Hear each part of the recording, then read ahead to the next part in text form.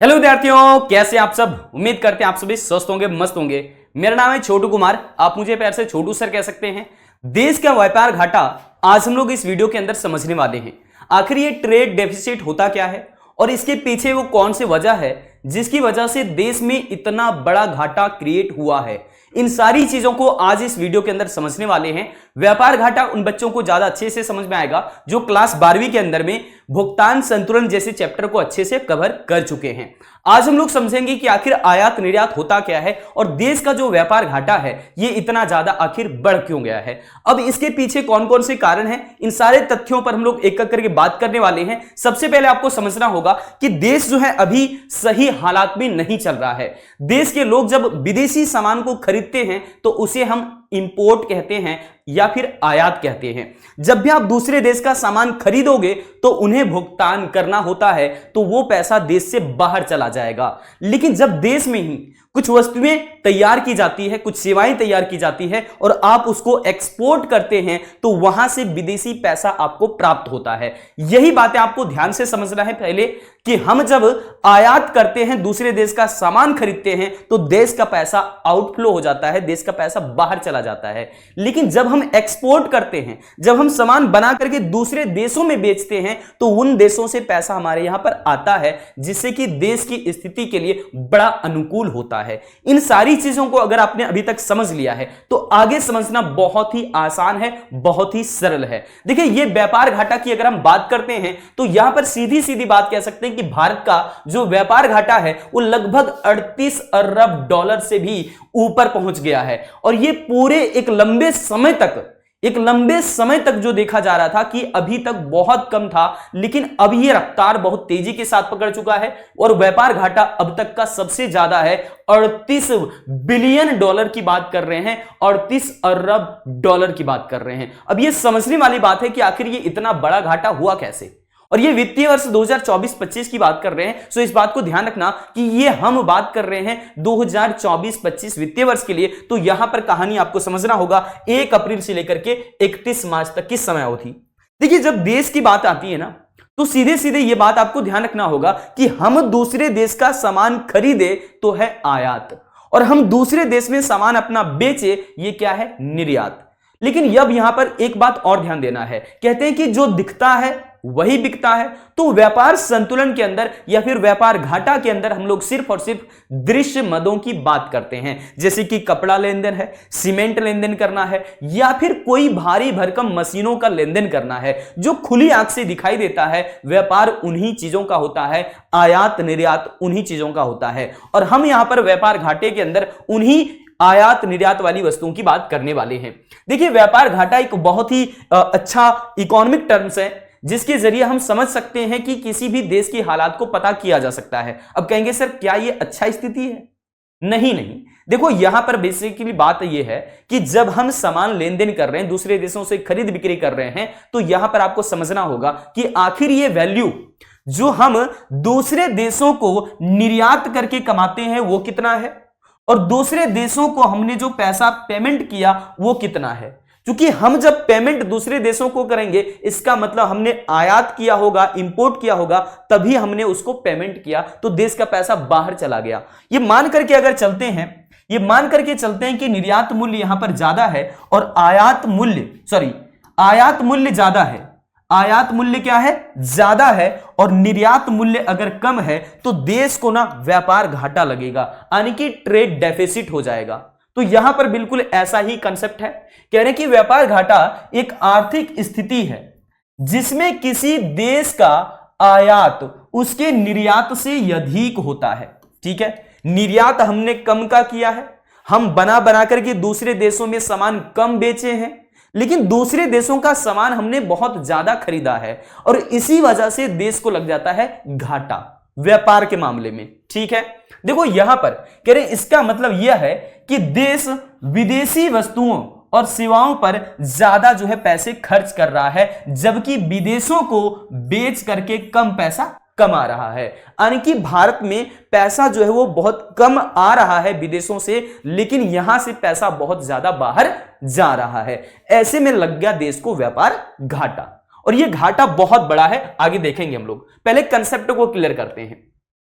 ये देखोगे एग्जाम्पल के जरिए अगर, तो मान लो कि एक वर्ष में भारत में एक साल के अंदर मान लो कि 100 करोड़ रुपए का क्या किया जाता है, वस्तुएं और सेवाएं। यहां पर ध्यान रखना होगा, हालांकि सिर्फ और सिर्फ हम लोग वस्तु की बात करेंगे, तो वस्तुओं का जो निर्यात किया जाता है वो मान लो कि 100 करोड़ रुपए का किया जाता है। यानी कि देश के जो सामान है वो दूसरे देशों में बेचे गए और वहां से पैसा प्राप्त कितना किया गया है, 100 करोड़ रुपए। लेकिन जब हम दूसरे देशों का सामान खरीदते हैं तो वहां पर आप समझ लो यानी कि हम आयात करते हैं, और आयात जो हम किए हुए हैं तो इसका मतलब हमें अब पैसे चुकाने पड़ेंगे दूसरे देश को। और ये हमने कितना चुकाया है, ये मान करके चलिए कि 120 करोड़ रुपए चुकाए हैं। लेकिन भारत ने कमाया कितना है, तो 100 करोड़ रुपए कमाया है। अब जो है विदेशों में पैसा जा कितना रहा है, 120 करोड़ रुपए, और हम कमा कितना रहे हैं, 100 करोड़ रुपए। यानी कि भारत को इस प्रकार से 20 करोड़ रुपए का व्यापार घाटा होगा। तो इस तरीके से आप समझ गए होंगे कि निर्यातित जो मूल्य है, जो हमने विदेशों में बेच करके वस्तुओं को बेच करके पैसे कमाए हैं, वो मात्र है 100 करोड़ रुपए। और दूसरे देशों से जो हमने सामान खरीदा था उसके बदले में जो हमने पेमेंट किया है वो कितना है, 120 करोड़ रुपए। यानी कि हम यहां पर पैसे कम कमाई किए हुए हैं और दूसरे देशों को ज्यादा पेमेंट किए हुए हैं। और इसी वजह से हम कहते हैं कि निर्यात मूल्य माइनस आयात मूल्य आप कर देंगे तो यहां पर आपको जो है व्यापार घाटा मिल जाएगा। ये जितना ज्यादा होगा समझो कि देश को उतना ही ज्यादा कर्ज में रहना पड़ रहा है, या फिर कह लो कि अपने जो इकोनॉमी है वो सही हालत में नहीं है, या फिर अनुकूल अवस्था में नहीं है, फेवरेबल नहीं है। ठीक है, चलिए आगे बढ़ते हैं। अब यहां पर समझिएगा कि आखिर इसका प्रभाव क्या हो सकता है। देखो, विदेशी मुद्रा पर दबाव बढ़ेगा, यानी कि आप ये कह लो कि विदेशी मुद्रा की मांग बढ़ेगी, जिससे भारत के इंसान, भारत के कोई भी नागरिक अगर विदेशी वस्तुओं को खरीदेंगे तो उन्हें चाहिए क्या, उन्हें चाहिए विदेशी मुद्रा, और वो विदेशी मुद्रा की मांग बढ़ेगी। विदेशी मुद्रा का मांग बढ़ने का मतलब है कि हम दूसरे देशों का सामान खरीदना चाहते हैं, आयात करना चाहते हैं, और इसीलिए हमें जो है वो विदेशी मुद्रा की ज्यादा जरूरत होगी, ज्यादा आवश्यकता होगी। ये बातें क्लियर है। दूसरा ये होगा कि आर्थिक असंतुलन आ जाएगा। हमारा जो व्यापार घाटा है वो इसलिए हो रहा है ना, क्योंकि हमने जो है वो आयात ज्यादा किया है और निर्यात कम किया है, तो दोनों बैलेंस में रहेंगे आखिर कैसे। तो इस वजह से कह रहे हैं, चूंकि हम यहां पर आयात अगर ज्यादा कर रहे हैं तो देश को व्यापार घाटा लग गया, तो ये एक तरह का ये क्या है, असंतुलन है। तो आर्थिक असंतुलन पैदा होगा, तो ये आर्थिक स्थिति पर नकारात्मक प्रभाव डाल सकता है, इस बात को ध्यान रखेंगे, जिसकी वजह से देश का उत्पादन स्तर गिरता है। चूंकि अब देश का सामान खरीद ही नहीं रहे, आप तो विदेशी सामान पर जो है टिके हुए हैं, दूसरे देश का सामान खरीद रहे हैं, तो ऐसे में देश का पैसा तो बाहर जाएगा ही और अपनी इकोनॉमी पर इस प्रकार से नकारात्मक असर पड़ता है। ये बातें समझ आ गई होगी। तीसरी बात क्या है, मुद्रा का अवमूल्यन। आप लगातार जो है न्यूज में ये चीजें देख रहे हैं कि कभी भारत का जो 1 रुपया है वो 1 US डॉलर के बराबर हुआ करता था, लेकिन आज जो है वो 1 रुपया का जो कीमत है वो आप जान सकते हैं कितनी कम हो गई है। मतलब 1 डॉलर के लिए हमें अब 86 रुपए के लगभग चुकाने पड़ रहे हैं। तो ये हमारा जो है आज का जो है क्या है, फॉरेन एक्सचेंज रेट हो गया है। तो ये समझने वाली जरूरत है क्या है कि हम ज्यादा आयात कर रहे हैं और उसका प्रभाव तो अपनी मुद्रा के ऊपर पड़ेगा ही पड़ेगा। तो एक तरीके से आप ये कह सकते हैं कि व्यापार घाटा बढ़ने से देश की मुद्रा का जो है मूल्य गिर गया है, वैल्यू गिर गया है।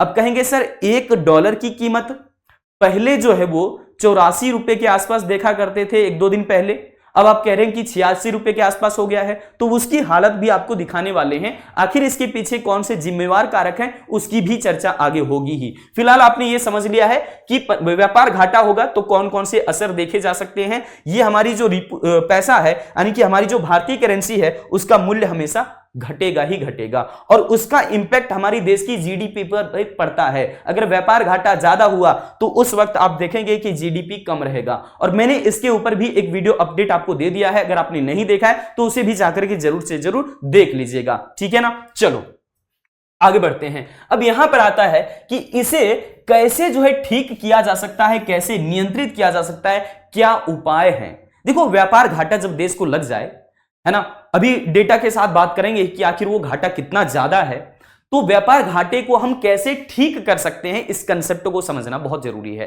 देखिए, हमें ज्यादा से ज्यादा एक्सपोर्ट को बढ़ाना होगा। हम अपने देश में उत्पादन को जब बढ़ाएंगे, यहां की वस्तुएं जब इतनी पर्याप्त होगी कि हमारे नागरिक जो है उसे आसानी से खरीद सकें, बहुत महंगी वो वस्तु नहीं होना चाहिए, ये भी बात ध्यान रखना होगा।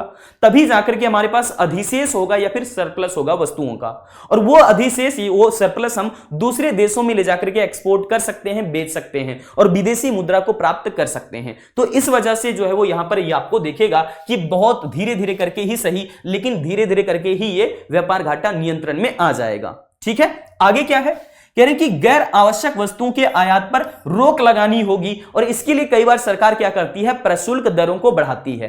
टैरिफ क्या होता है, प्रशुल्क क्या होता है, तो यह ध्यान से सुनिएगा। जब हम कोई विदेशी सामान खरीदते हैं यानी कि आयात करते हैं, तो उसी आयातित वस्तु पर सरकार टैक्स लगाती है, और उसी टैक्स का नाम होता है क्या, प्रशुल्क यानी कि टैरिफ। अगर सरकार टैरिफ को बढ़ा देगी तो विदेशी वस्तुएं भारतीय नागरिकों को महंगा पड़ेगा, और इस वजह से फिर वो विदेशी जो है वस्तुएं ना खरीद करके अपने स्वदेशी वस्तुओं को खरीदना शुरू कर देंगे, और इससे डेफिसिट में सुधार होता है। ये बातें भी समझ आ गई होगी। अब यहां पर समझिएगा, कह रहे कि घरेलू उत्पादन को बढ़ाने के लिए घरेलू उद्योगों को प्रोत्साहन भी देना होगा। जो देश की कंपनियां हैं, जो प्राइवेट कंपनियां हैं, उन्हें मोटिवेट करने के लिए कॉर्पोरेट टैक्स कम लेने होंगे, या फिर कह लीजिए कि उन्हें किसी ना किसी प्रकार से सब्सिडी या सहायता देनी होगी, तभी जाकर के वो मोटिवेट होंगे और देश के प्रोडक्शन को बढ़ाने में लगेंगे, जिससे कि देश में रोजगार का भी सृजन होगा, देश की जीडीपी भी बढ़ेगी, लोगों के हालात सुधरेंगे और आर्थिक स्थितियां मजबूत होगी। तो ये जो है इस प्रकार से ठीक किया जा सकता है व्यापार घाटे को। अब आगे समझते हैं कि वास्तव में आखिर भारतीय अर्थव्यवस्था में हुआ क्या है। ये पूरा का पूरा डेटा के साथ हम लोग समझेंगे, पूरा का पूरा डेटा के साथ समझेंगे कि आखिर व्यापार में इतना बड़ा जो घाटा लगा है भारत को, वो हुआ कैसे है। देखो यहां पर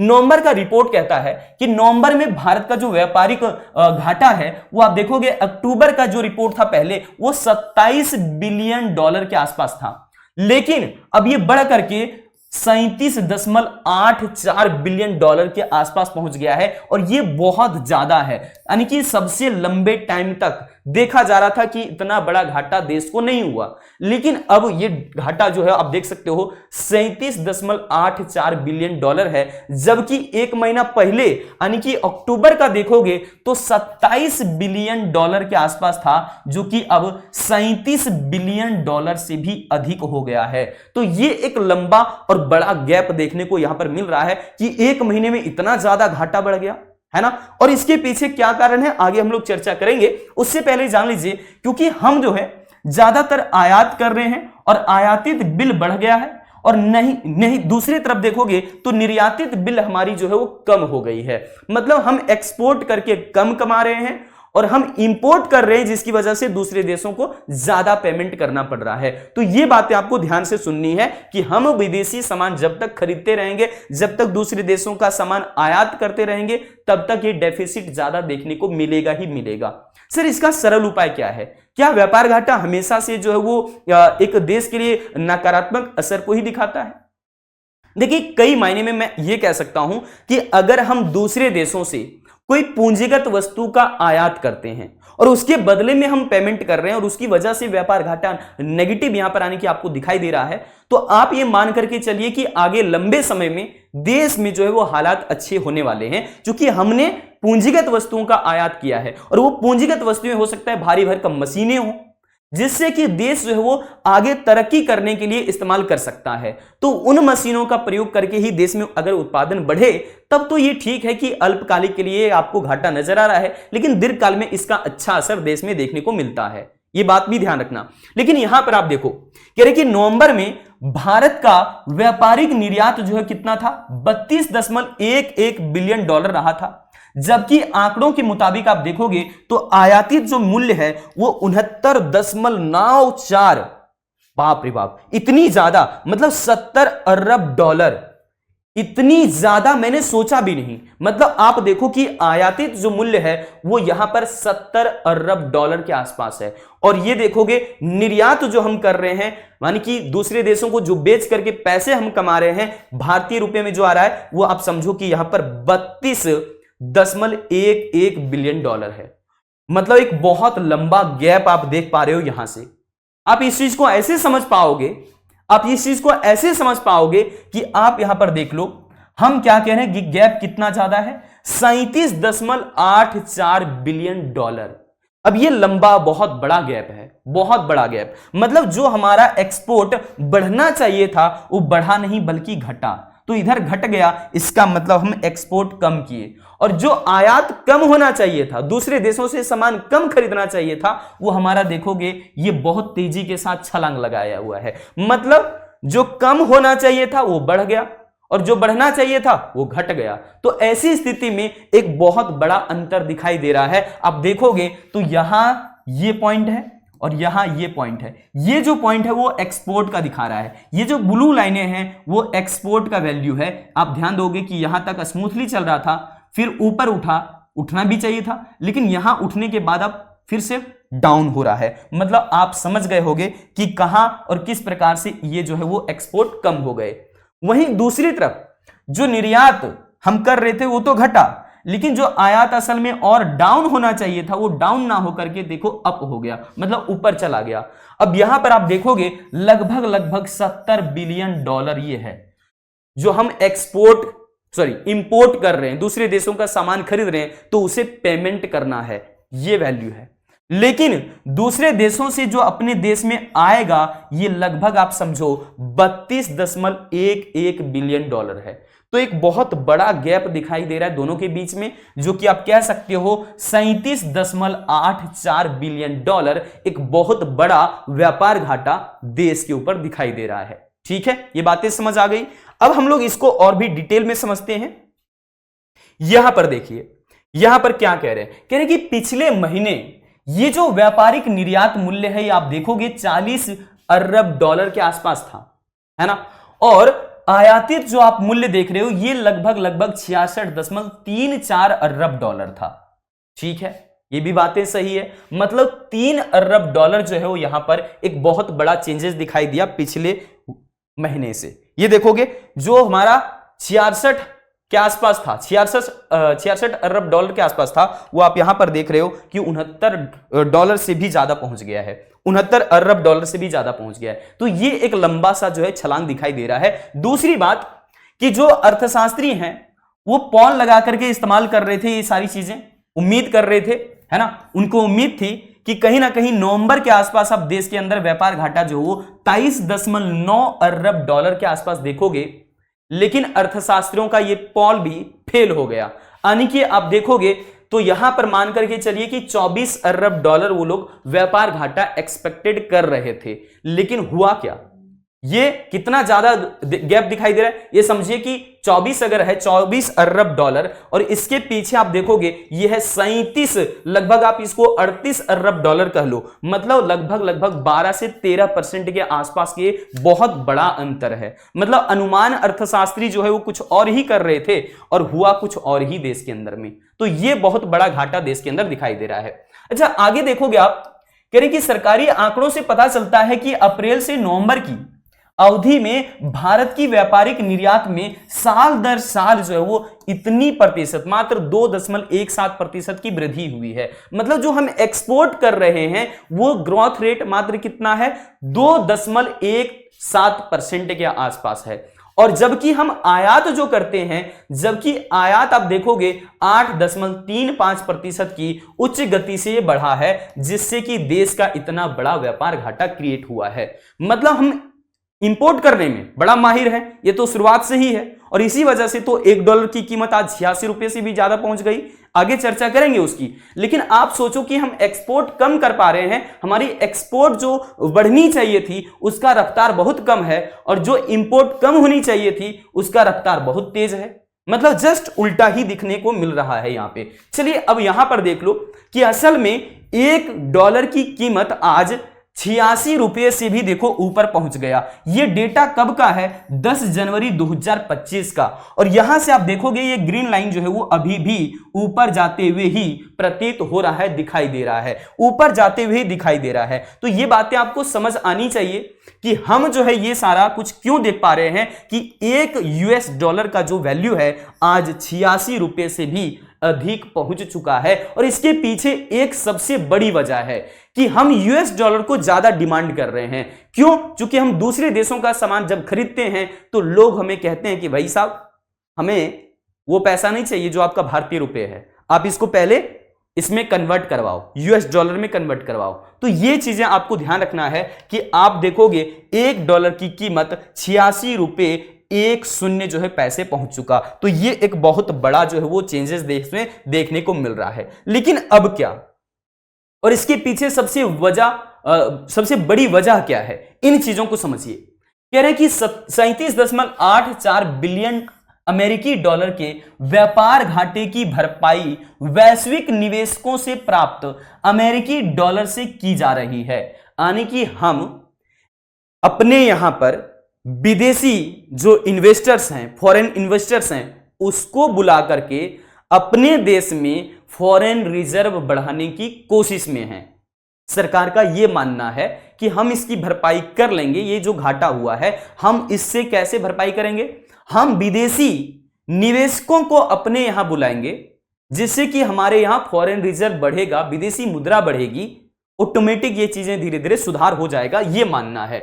लेकिन क्या चीन की तरह हम कर पाएंगे? क्या चीन इंपोर्ट नहीं करता, दूसरे देशों का सामान आयात नहीं करता? करता है भाई साहब, लेकिन ये इंपोर्ट करने के साथ साथ ही देश में और दुनिया में कह लो कि पूरा ज्यादा से ज्यादा ये देशों को एक्सपोर्ट भी करता है, निर्यात भी करता है। और इसी वजह से इसका जो व्यापार घाटा है वो आपको कम दिखाई देगा, क्योंकि ये इंपोर्ट तो करता है लेकिन साथ ही साथ एक्सपोर्ट करने में भी बड़ा माहिर है। मैन्युफैक्चरिंग प्रोडक्ट की जब भी बात होती है तो चाइना उसमें सबसे टॉप पर नजर आएगा।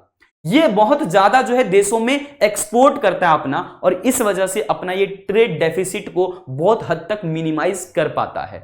इन बातों को आप समझ गए होंगे, है ना। अब यहां पर आते हैं कि आखिर ये इसकी सबसे पीछे बड़ी वजह क्या है। देखिए, भारत के लोग बहुत ज्यादा मात्रा में दूसरे देशों से जो है क्या इंपोर्ट करते हैं, गोल्ड। और यही सबसे बड़ी वजह है कि देश का जो ट्रेड डेफिसिट है वो बहुत ज्यादा दिखाई दे रहा है। अब कहोगे कि क्या हमें गोल्ड को इंपोर्ट नहीं करना चाहिए? करना चाहिए भाई साहब। देखो, देश के लोग ना जब इन्फ्लेशन से बचना चाहते हैं, महंगाई से बचना चाहते हैं, तो वो कैश के रूप में नहीं बल्कि गोल्ड के रूप में कहीं ना कहीं इन्वेस्ट करना चाहते हैं। तो इस बात को आपको ध्यान से समझना होगा, क्योंकि ये टाइम टू टाइम इसकी जो वैल्यू है वो बढ़ते जाती है। बात समझ गए होंगे। दादा परदादा जो है क्या करते थे कि 100 रुपए 200 रुपए जो है वो किलो हुआ करता था सोना।